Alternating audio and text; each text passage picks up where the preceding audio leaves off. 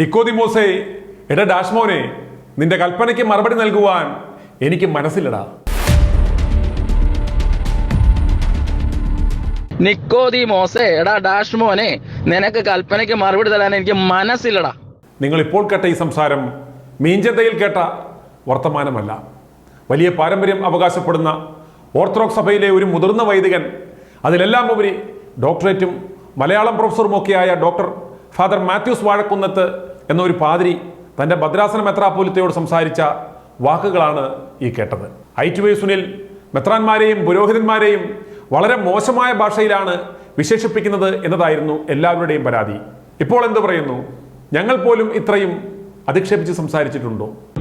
നിലയ്ക്കൽ ഭദ്രാസന മെത്രാപ്പോലിത്ത doctor Joshua Mar നിക്കോദീമോസ് എന്തെങ്കിലും വിശദീകരണം എന്നോട് ചോദിച്ചിട്ടുണ്ടെങ്കിൽ ആ വിശദീകരണം ചോദിച്ചതുമായി ബന്ധപ്പെട്ട കാര്യം സഭയുടെ പ്രധാനപ്പെട്ട ചുമതലയിരിക്കുന്ന കോനാട്ടച്ചനോട് ഞാൻ വിശദീകരിച്ചിട്ടുണ്ട്. ഈ നിക്കോദീമസ് മെത്രാച്ചൻ ചെയ്തിട്ടുള്ള കാര്യങ്ങൾ ഞാൻ പുറത്തുവിടുന്നതാണ്. ഇത്തരത്തിൽ എൻ്റെ പേരിൽ ഒരു കൽപ്പന ഇറക്കേണ്ട ഒരാവശ്യവും ഇദ്ദേഹത്തിനില്ല.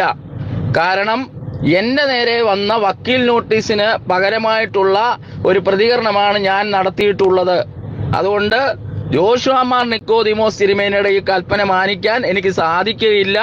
സഭയ്ക്ക് പേടിക്കുന്ന വസ്തുക്കച്ചവടം നടത്തുന്ന അച്ഛന്മാരെ മതിയെങ്കിൽ അവരെ കൊണ്ടു നടന്നോളൂ, എന്നെ മുടക്കിക്കോളൂ. ഞാൻ എങ്ങനെയുള്ള അച്ഛനാണെന്നുള്ളത് നാട്ടുകാർക്കറിയാം. മുടക്കണമെങ്കിൽ മുടക്കിക്കോ. നിക്കോദീമോസേ, എടാ ഡാഷ്മോനെ, നിനക്ക് കൽപ്പനയ്ക്ക് മറുപടി തരാൻ എനിക്ക് മനസ്സില്ലടാ. മാത്യൂസ് വാഴക്കുന്നത്ത് പാതിരി എന്തുകൊണ്ടാവും ഇത്രയും പറഞ്ഞത്? ഇത്രയും അസന്മാർഗിക പ്രവർത്തികൾ ചെയ്തു കൂട്ടിയ ഷൈജു കുര്യൻ എന്ന പാതിരിക്കെതിരെ യാതൊരു നടപടിയും സ്വീകരിക്കാതിരിക്കുക, മെത്രാൻ ഈ കള്ളപ്പാതിരിയുടെ പങ്കുകച്ചവടക്കാരനായി പ്രവർത്തിക്കുക, അരമനയിൽ അനാശാസ്യ പ്രവർത്തനങ്ങൾ കൂട്ടായി നടത്തുക, കയ്യാളായി എപ്പോഴും ഷൈജു കുര്യന് ഭദ്രാസന സെക്രട്ടറി സ്ഥാനം നൽകുവാൻ ശ്രമിക്കുക, ഇതെല്ലാം ചെയ്തു കൂട്ടിയിട്ടും വീണ്ടും ഈ ആഭാസൻ പാതിരിക്ക് കൂട്ടുപിടിക്കുക. എന്നിട്ട് ന്യായീകരിക്കുവാൻ മാധ്യമങ്ങളിൽ ഷൈജു കുര്യൻ വന്ന് പറഞ്ഞതിന് മറുപടി കൊടുത്തപ്പോൾ മാത്യൂസ് കത്തനാരോട് വിശദീകരണം തേടുക. ആരാണ് വിശദീകരണം തേടുന്നത്? ഭദ്രാസനം വ്യഭിചാരശാലയാക്കിയ ഭൂലോക ഫ്രോഡായ നിക്കോദിമോസ് മെത്രാൻ. അതുകൊണ്ടാണ് മാത്യൂസ് പാതിരി സഹികെട്ട് ഡാഷ്മോനെ, നിന്റെ കൽപ്പന 4 മടക്കി കയ്യിൽ വെച്ചുകൊള്ളാൻ പറഞ്ഞത്.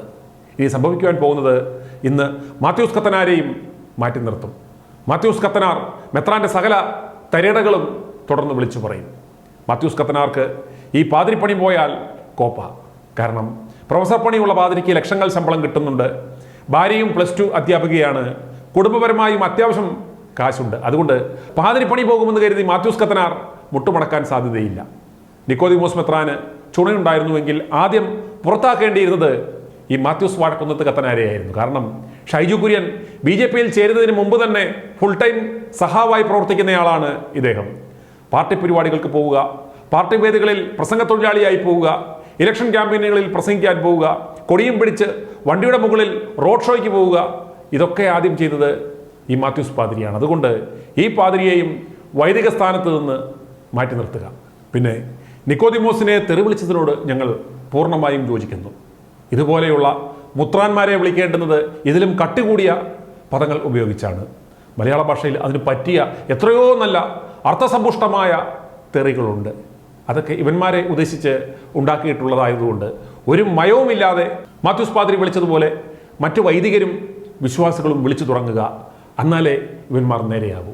വിശ്വാസികൾക്ക് പുരോഗമനം ഉണ്ടാകുന്നതിന് മുമ്പ് തന്നെ ഞങ്ങളുടെ പാതിരിപ്പാമ്പുകൾക്ക് വെളിവ് വന്നതിൽ ഞങ്ങൾ അതിയായി സന്തോഷിക്കുന്നു. കാരണം ഞങ്ങളുടെ പ്രവർത്തനങ്ങൾക്ക് 100ഉം 200ഉം മേനിയായി വിളവ് ലഭിക്കുന്നതിൽ സന്തോഷിക്കുന്നു.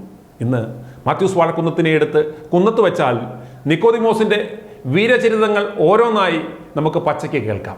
മാത്യൂസ് വാഴക്കുന്നത്തിന്റെ കുപ്പായം ഊരിപ്പിച്ചാൽ നിക്കോദിമോസിന്റെ കുപ്പായം ഊരി കണ്ടം വഴി ഓടേണ്ടി വരും.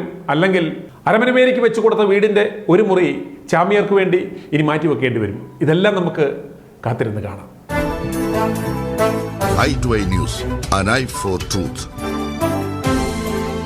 i2i News സബ്സ്ക്രൈബ് ചെയ്തിട്ടില്ലാത്തവർ ഇപ്പോൾ തന്നെ സബ്സ്ക്രൈബ് ചെയ്യുക. നോട്ടിഫിക്കേഷൻ ലഭിക്കുവാൻ ബെൽ ബട്ടണും അമർത്തുക.